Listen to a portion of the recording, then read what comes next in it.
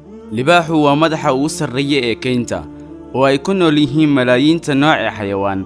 inkastoo loogu yeero boqorka kaynta, haddana kuma noola kaynta ee waxa uu ka doorbidaa bariga cawsleyda ah.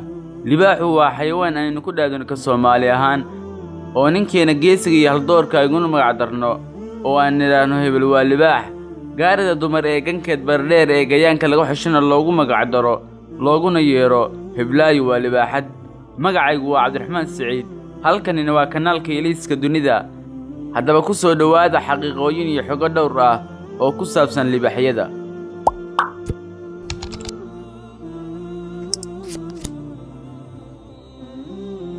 libaaxa lab waxaa loogu yeeraa boqorka kaynta, naanaystaasna waxa ay ugu baxday haybadiisa iyo shahashka qaarka sare ka saaran. libaaxa caalamka waayadan dambe waa uu ku soo yaraanayay. hadda waxa uu si waafiya u joogaa koonfurta saxaraha weyn ee Afrika. in yar oo fara ku tirisna waxa ay ku nool yihiin qaaradda Aasiya, gaar ahaan gobolka Gujarat ee dalka Indiya. libaaxa lab ee yar waxaa loo yaqaanaa cagabaruur, libaaxa weynna waxaa la yidhaahdaa aar, halka libaaxadda dhidig ee yar loo yaqaano baranbarqo, tan weynna waxaa la yidhaahdaa gool. libaaxu waxa uu ku qangaaraa oo shurufta iyo taagta ragnimo isku arkaa marka uu jiro 2 gu iyo 2 bilood, balse waxa uu dhasha bilaabaa oo goosha rimiyaa marka uu gaaro 4 ilaa 5 gu. miciyaha libaaxa inay af badan yihiin oo kaliya maahan, sidoo kale waxa uu awoodaa inuu qariyo ama uu dib u celiyo, mana la arko badanaa marka uu la ciyaarayo carruurtiisa. waxa ay gaaraan miciyihiisu 3.1 inji, taasoo u suurtagelisa inuu qabto ugaara aad u waaweyn sida dameer farowga iyo xayawaano aad u waaweyn. ilkihiisuna waa 2 qaybood oo lamaan sida maqaska oo kale.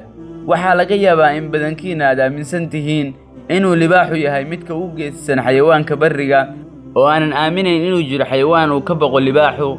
laakiin xaqiiqdu waxay tahay inuu libaaxu ka boqo xayawaanka lagu magacaabo caanaqubta ama kashiitada. xayawaankan waxa uu leeyahay dabool qodaxanyo ah oo uu iska difaaco.